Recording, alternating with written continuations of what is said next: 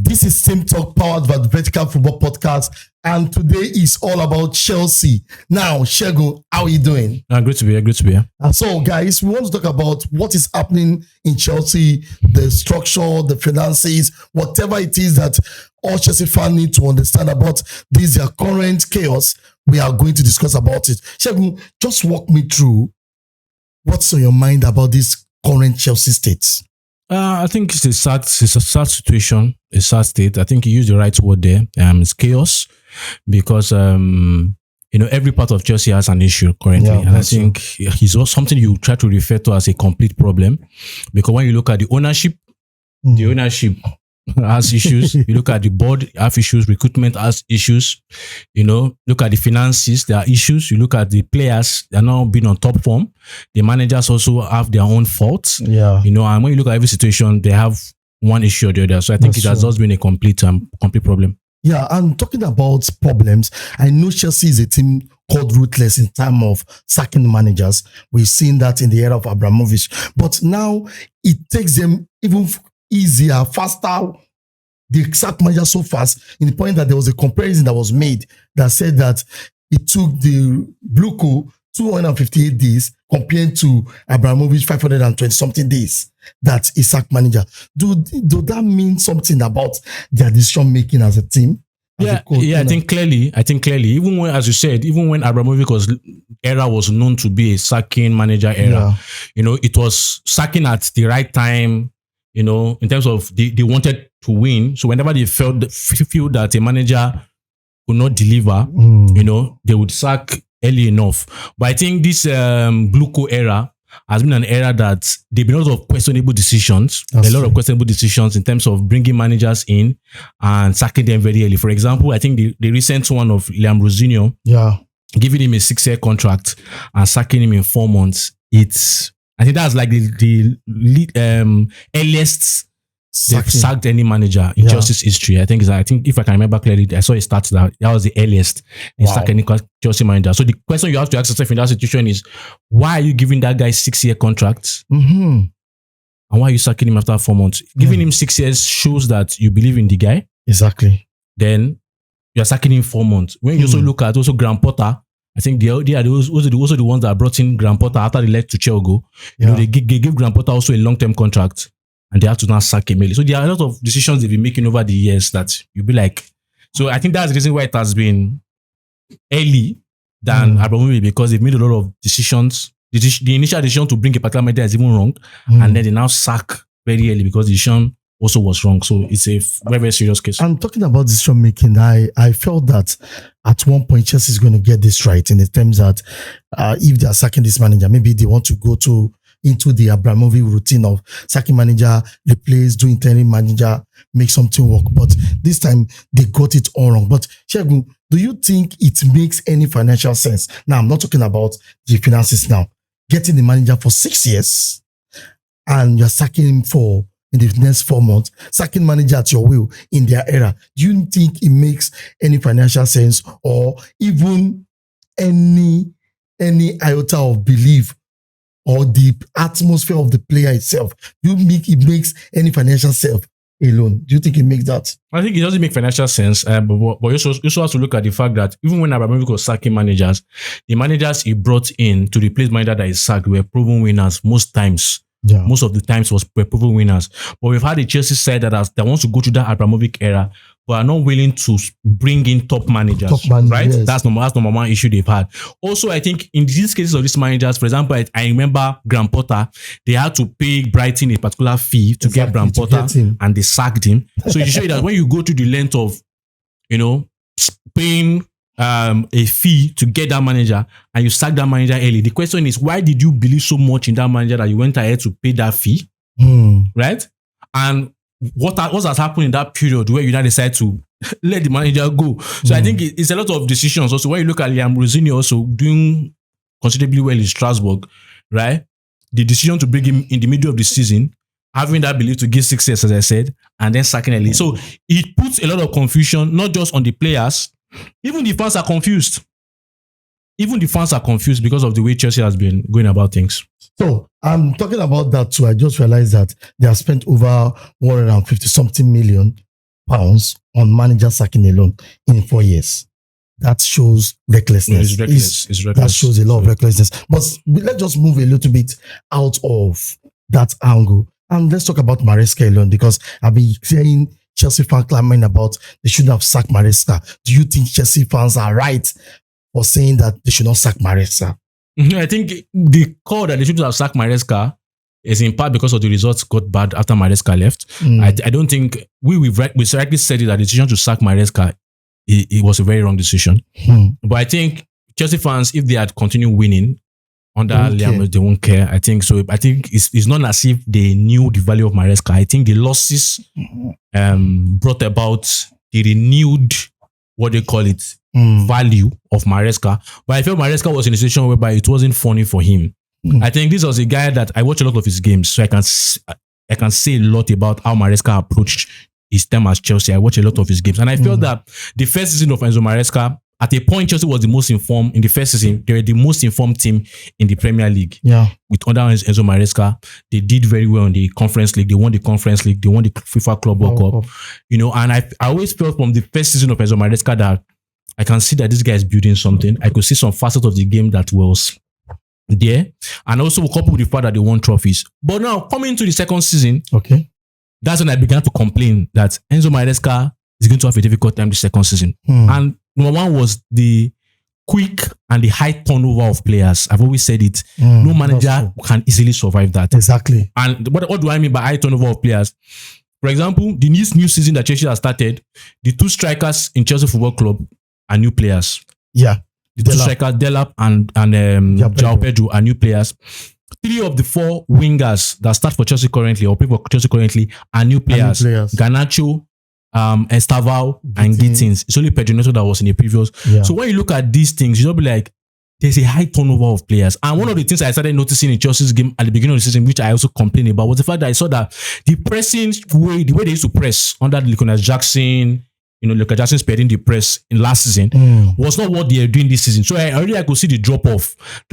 And when you look at even the recruitment that was done this season, only a couple of them, right, actually are beginning to show their qualities. A lot of them have not yet shown their qualities. A lot of them have really not had a good season, right? So I felt the guy was, and coupled with the fact also that he wanted the CB, the central back, he wasn't given the central back. I felt it was a tight situation, even when it was not sacked, that we not even knew what was going on in the back end. I just felt, and that's what I've always been saying about Chelsea management and the leadership. I felt that they were clueless. Yeah, I think they've been very, very clueless, and I'm just a surprise that Maresca ended that way. But talking about Maresca, there was a point in his press conference that he said, I was not helped, I was not back. But looking at it from the money point of view, they spent about billions, let's say millions of pounds for Maresca alone, getting new players in and everything. Chelsea fans can literally said, you were backed, why are you complaining?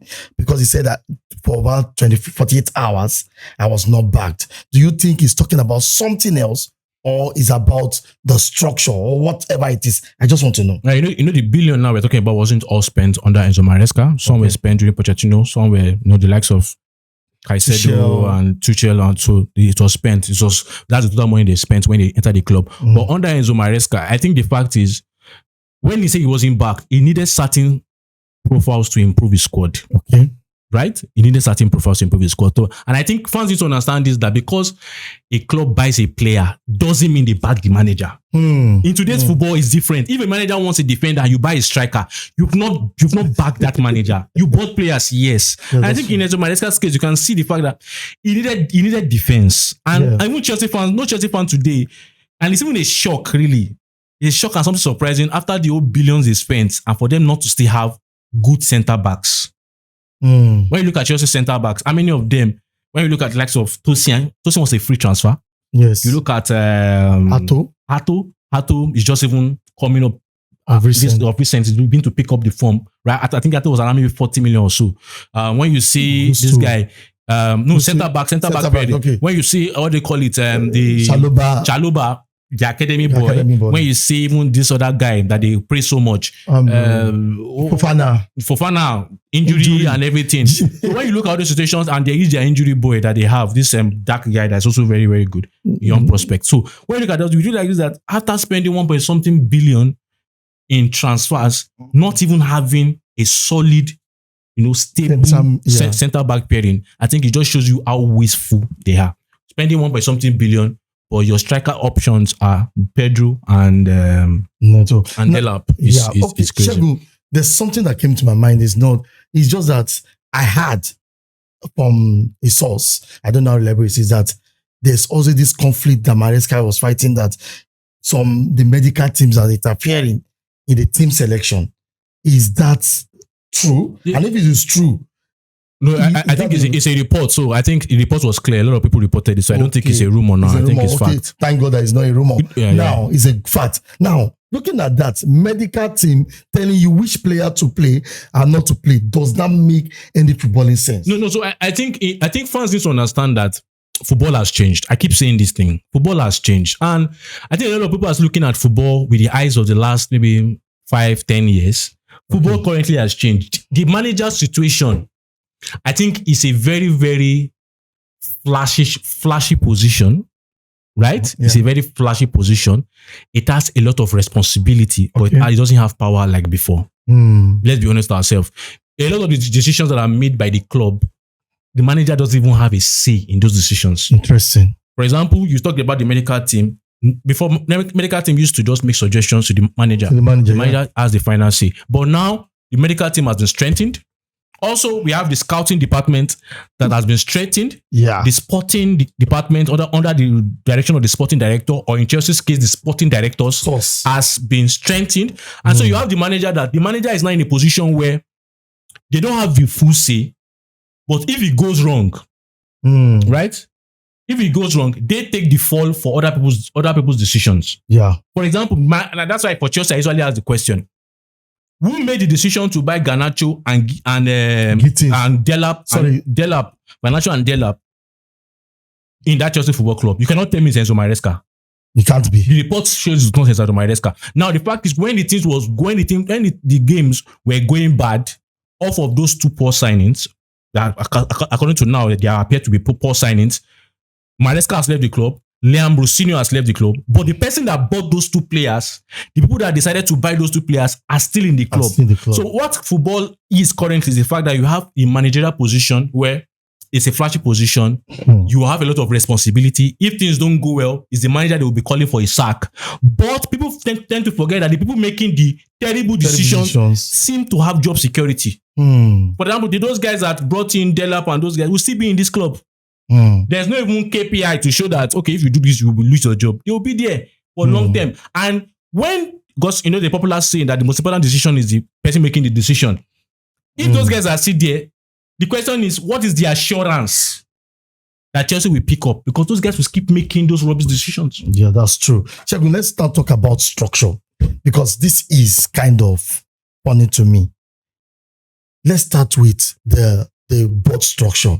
I heard that in Chelsea, in the sporting structure, they have 5 people in charge of the sporting structure. Yeah. 2, what do they call them? These 2 football directors, director of football, or what do you call it now? Yeah, director of football. Do you think there will not be clash of ideas? Because I've asked a lot of Chelsea fans, they say, they just have this board meeting and they discuss about it, they will target players. Now, why 2 director of football in Chelsea? No. So I don't have any issue with whether there are 2 directors of football, there are 5 directors in total. I don't have an issue with it. My own is that if you like have 2, if you like have 5, if you like have 10, let the results of your decision show. Let the positive result of your decision show. I think having 5 directors has not proven to be okay for Chelsea. I think when you have 5 directors and you end up signing Garnacho and Delap, and you end up signing the players you've signed, I'm looking at it that, come on, what's going on?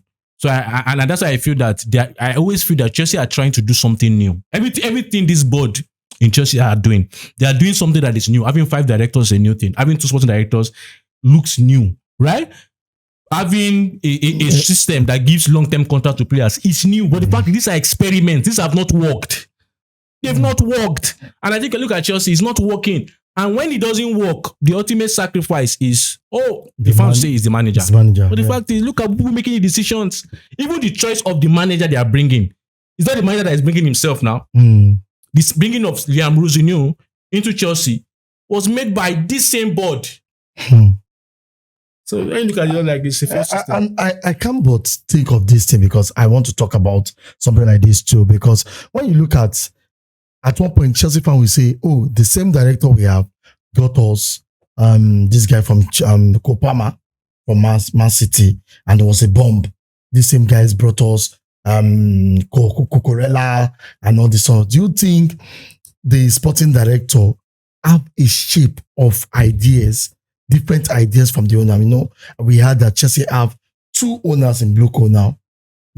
2 owners. And is it that one owner have different directors, or is it that the conflict of ideas of the owner is constantly eating on the director not to know what to do? Because it's obvious that at one point they got their signing right.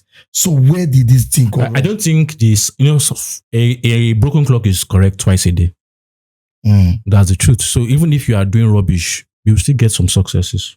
That's true. But over time, someone that does go to an examination hall, objective, and just putting A, we get some questions. The tendency to get home right. Yeah, you get it right. And I think Kopama was a boy wanted to leave Chelsea, a young boy wanted to leave Man City. Let's get him. Man City is interested in Cucurella. Let's get him. If Man City is interested in Cucurella, he must be good enough. Let's get him. So they've had those situations. Caicedo, people have been talking about the boy. Liverpool is interested in him. Let's get him. So they've had those situations. Enzo Fernandez, people are raving about him. Let's get him. So they've had those situations where they've gotten some player. But the fact, when you now look at it, those successes I've mentioned, those 4 successes I've mentioned, okay, let's buy Brighton's goalkeeper because we like the way Brighton plays. Let's go and get Sanchez. You get him. Compare those 5 which I've said now, right, with the numerous players they've signed, and see if it's a success. So for me, they know. See, Chelsea is not as if Chelsea is confused in the boardroom about what to sign. They know they want to sign young, promising players, but that strategy has failed.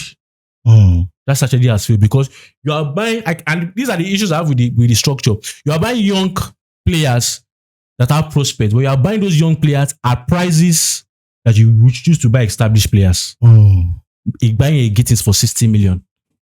It's funny because most teams buy their starting players for 60 million. That's true. And you are buying a player that cannot even start for you.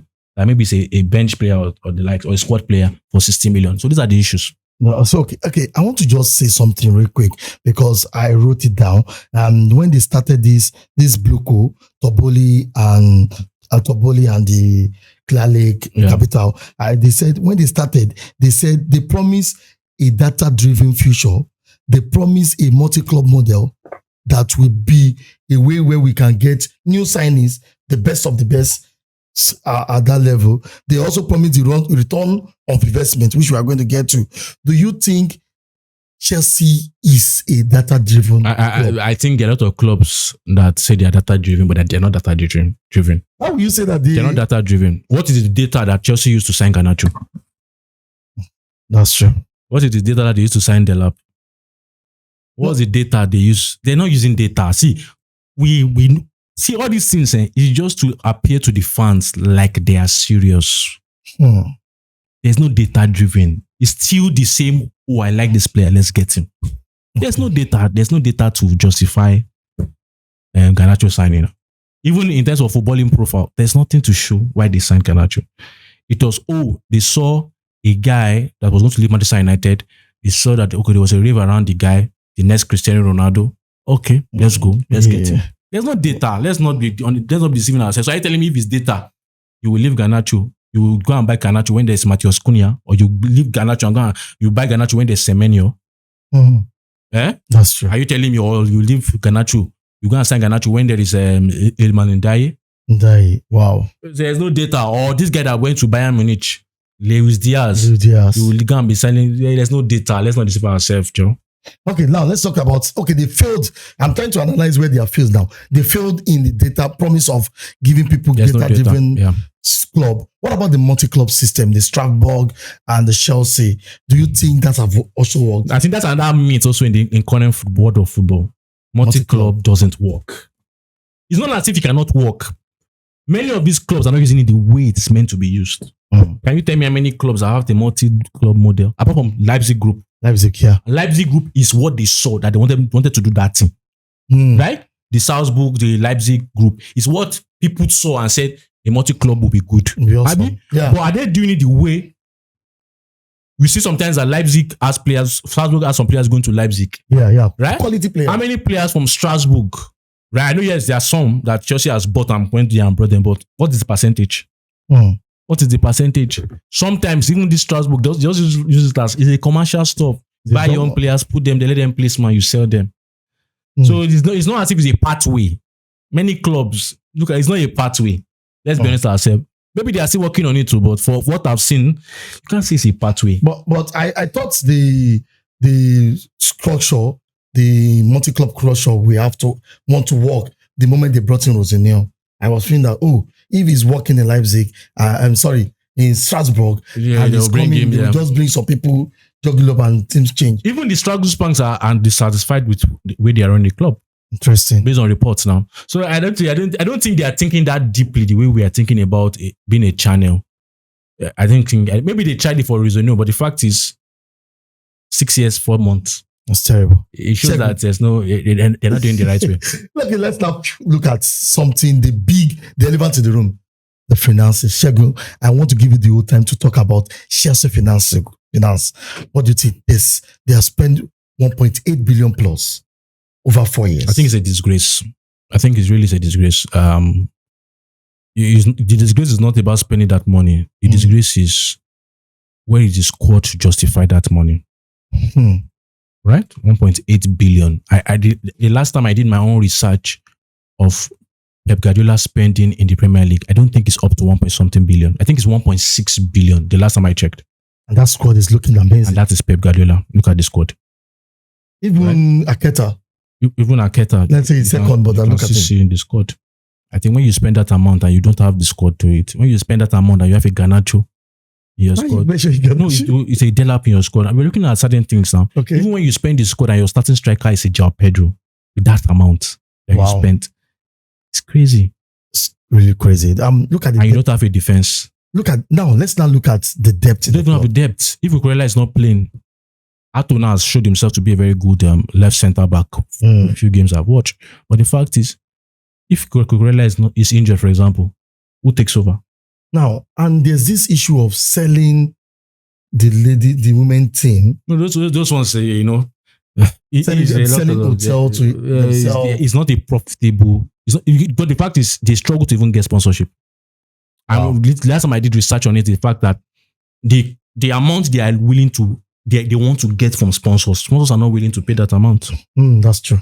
Yeah, that's it. They have not been able to get a new stadium. So even revenue is not even working. And we've even had recently now, as at last season, that the financial records of last season show that they lost over 200 million pounds. That's the loss. It's a loss. Massive. And that's like they said the greatest loss in Premier League history. It has not happened. It has not happened. It has not happened. So I think a lot of the money, and the fact is they're not even winning on the pitch. Conference League, yes. What do they call it? World Cup, yes. But we all know that a large part of it has to do with Enzo Maresca. Not really about the structure. And now no Champions League football. Maybe Europa if they win the FA Cup. So what do you have to say? And that is a big if. And that's a big if. I've got this Manchester City now in the final. So if you are spending that kind of amount of money, let us even point and say, they might not be making profit, but they are winning something. They're not winning trophies, they're not making profit, but they have a very solid squad. When you look at it, there's none. Let's not lie to ourselves. Even a lot of the players there, even the likes of Enzo Fernandez, are disillusioned with what is going on in the club. So I think it's a very, very sad situation. Okay, but Shegun, the money owned by the club, that means the debt that the club own now, they said is going to a skyrocket level. What is the issue? Why we Chelsea? Because I thought they were debt free with the moment. They're not debt free now. They brought over 500 and something million. Huh? Again? Yeah. But the financial report shows that now. Interesting. So now, Shegun, we have been talking about all this, and if we keep on talking about all this problem, I think 1 hour will not be enough. There's so many problems. Chelsea a lot of problems. Now, there's even one issue of who will be the next man, who will be the last thing we're going to talk about. But Shegun, what will be the solution to the structural issue. You have to rip it up. It's not working. I've never ever seen Chelsea's model to work right from the first day I understood it.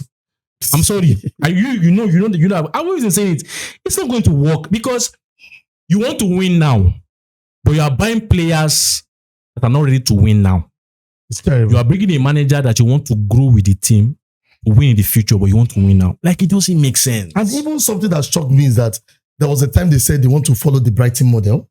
Does Brighton win trophies? It's so terrible because when I saw that, I was like, why do you want to follow a model that they don't win trophies, they don't sell? That means you just want to make Chelsea a mediocre club, an average club. Yes, let us just find every means 7, 8. That's what it means. Now you are not. There's a report flying around now that they said they want to mix experience with the young players. They are confused. I think they themselves now are beginning to see that strategy will not work. Yeah. Right? So what solution? Let's just talk about. The solution is to rip off the philosophy that you have before, the so-called project that you had before. Rip it off.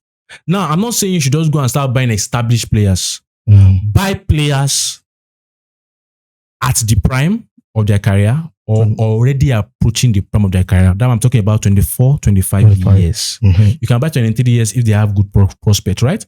Get a very, very good manager. You don't need to. See, this Chelsea we're talking about had the opportunity to get Enrique. Yes, yes, that was true. Imagine if that 1.something billion or part of that 1.something billion that they spent was given to Enrique to be the squad.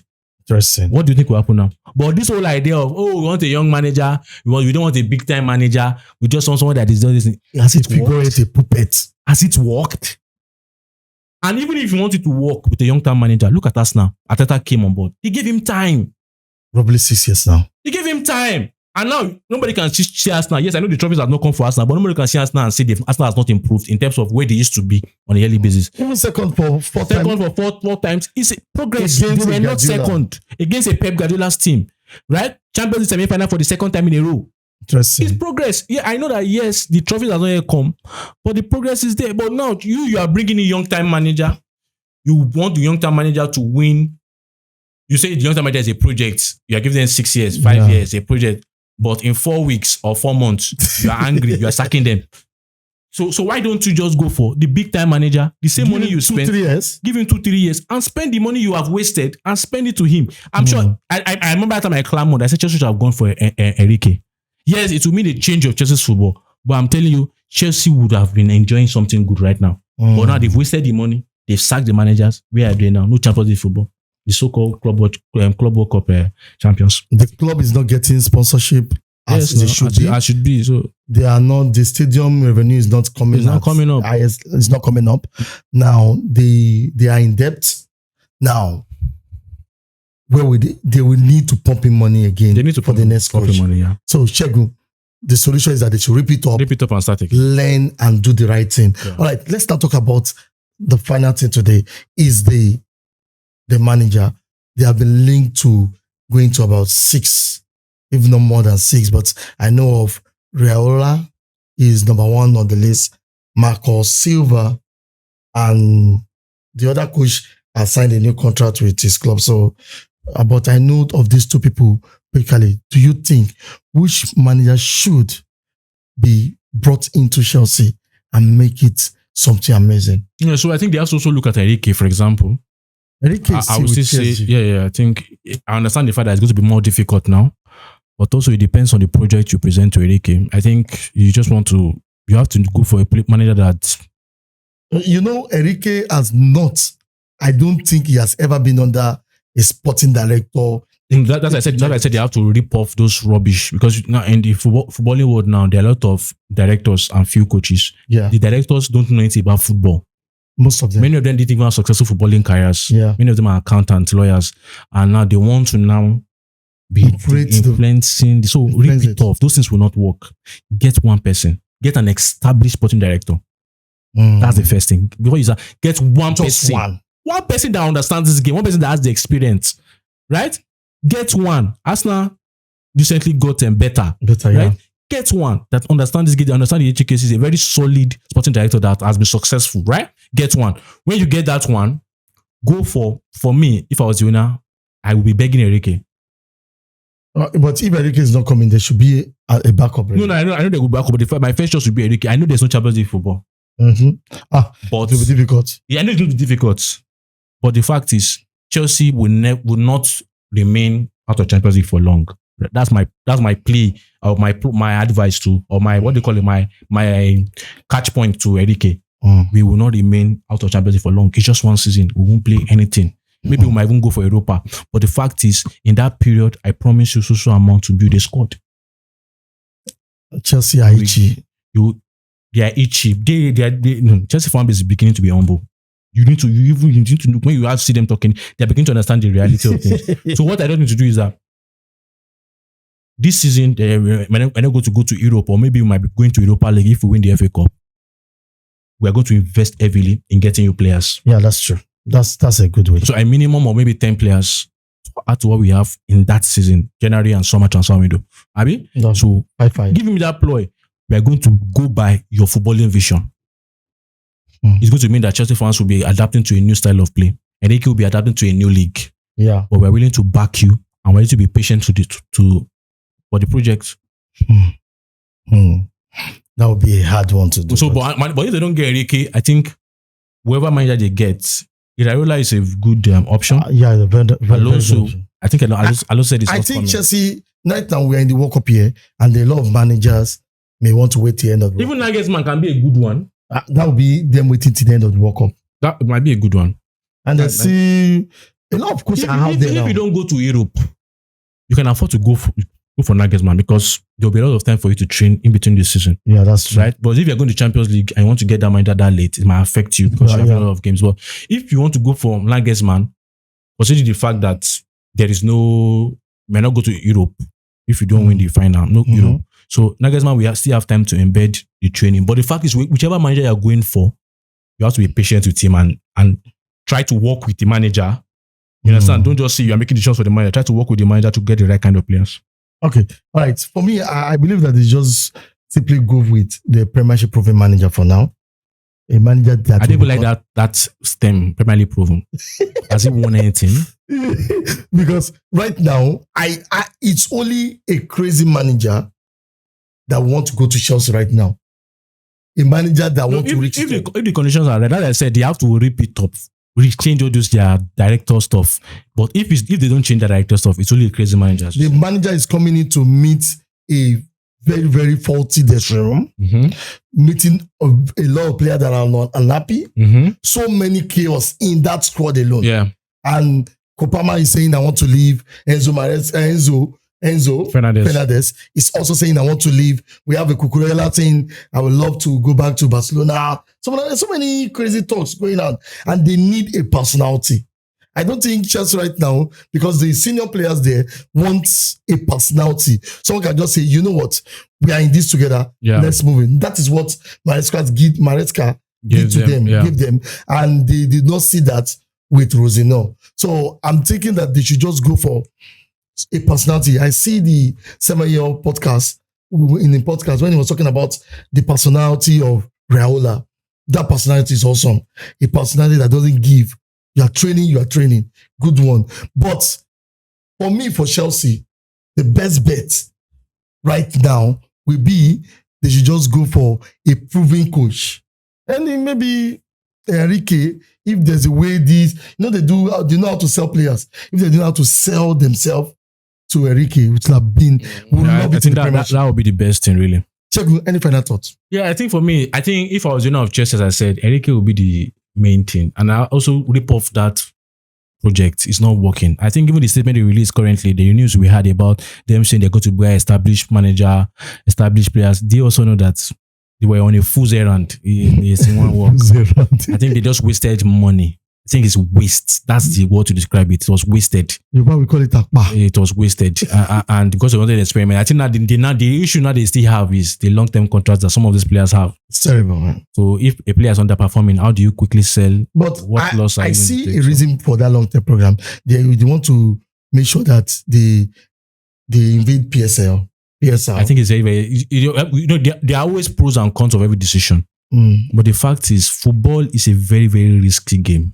Yeah, that's true. 1 week in football is a long term. A lot. Is that bad? Your team can be performing well, and in 1 week or in 1 month have bad performances, and you can be sacked the next month. So why are you now giving? For example, look at the deal they gave Rich James. I think they gave Rich James 6 years contract. 6 years. Where is Rich James now? So the question is, why must it be 6 years? Modric contract is 6 years. So in as much as there are pros and Mikel Modric now, even though I think that there are positives, but there are also negatives. You have to balance it. Yeah, Mikel Modric, I know. Also. Yeah, so you have to balance it, and I feel that yes, even though you can use that to spread the number of money you will amortization, but the fact is, look at the other side. Yeah. Even if the player doesn't perform, you still have to pay those monies in the future. No, I don't think it was a good. And I think they are wise. They didn't know that other clubs would have thought about increasing the number of years. But why is it that other clubs did not do it? So don't think you are wise because you brought something new. You also have to look at it that, am I being wise truly by increasing the number of years? Because the only situation where it works is if the player performs. Once the player doesn't perform, Garnacho is on how many years? Delap is on how many years? 7 years. And I guess some players are on 8 years.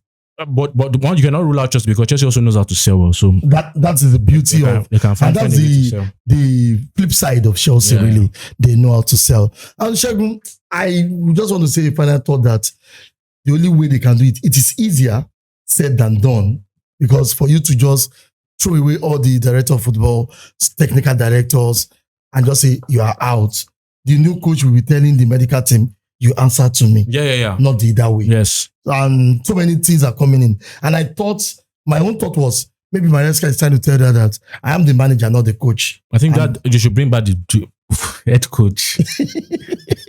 Head coach. These are experiments that people are trying that is not working. Oh, God. It's not working. You buying players for the manager. In fact, maybe they look at the model of Madrid and Madrid is doing it. Do you know how many players Madrid are buying? When you want to follow Madrid's system, you have to follow it to the letter. You know the kind of high-profile signings that Madrid are buying.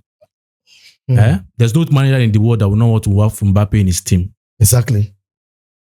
Right? If you're looking at individuals. But the fact is, you just need to have a system, really. You need to have a system that directs everything, not just buying player anyhow. And for me, I believe that Chelsea fans should just do that protest, and the protest should be all about they should set the club to a responsible. When has protest ever worked? Especially in England, when? They just tell it to the, because I guess BlueCo and the Lakeside, whatever they are doing, they wanted to buy Brighton. They just go. I've said it before that this will as he wants to buy Brighton. I said they just buy Brighton and leave Chelsea. Let that competition continue. Yes. That's my take on this. Shegun, thank you for joining me. Yeah, thank you. So, guys, I know you have your thoughts. We are meant to make it more in depth, but it will be too long for us to do that. So, you know what? Every other thing you have about Chelsea or any other comment you have about Chelsea, just put it in the comment section. We'll be there to reply you. Till we meet again, stay fixed to Vertical Football Podcast. Bye-bye.